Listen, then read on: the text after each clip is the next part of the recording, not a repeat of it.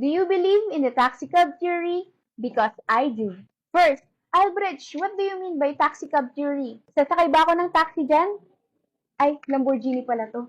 Not literally nasasakay ka ng taxi. It is normally about love situation. At marami ng couples ang naka-experience nito. Based on my own definition, taxi cab theory is about having a relationship with your partner for a very long years. For example, 10 years, 11 years, 12 years, or more. It depends on the situation. Wherein it will lead to break up sa mga panahong hindi nyo inaasahan, sa mga panahong biglaan, at sa mga panahong akala nyo siya na. Pero sa mga hindi inaasahang pagkakataon, ay dun pa kayo naghiwalay.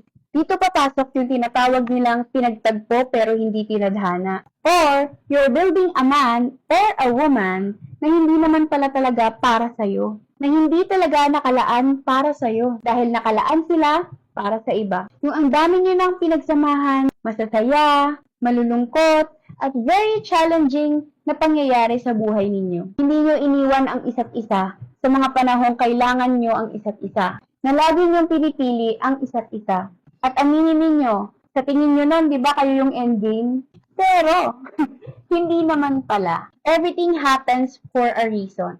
Minsan sa buhay, ang akala nating para sa atin ay para sa atin, ngunit hindi naman pala.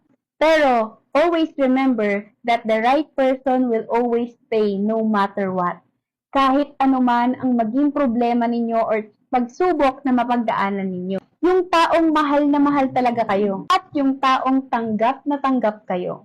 The right person will give you peace, not problems. Minsan pagdadaanan natin yung puntong sobrang sakit, di ba? To the point na hindi na tayo makakilos. To the point din na akala natin hindi tayo mabubuhay nang hindi sila kasama. Pero pinili nilang umalis. At dahil naiwan ka, kailangan mong maging matatag. Kailangan mong isipin na baka hindi nga talaga siya para sa'yo. Na baka this happens for a reason.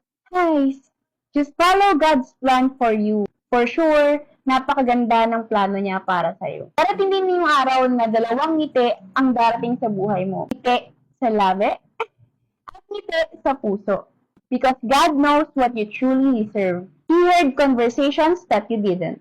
Know your value, and eventually, darating naman talaga yung para sa'yo. And, help yourself.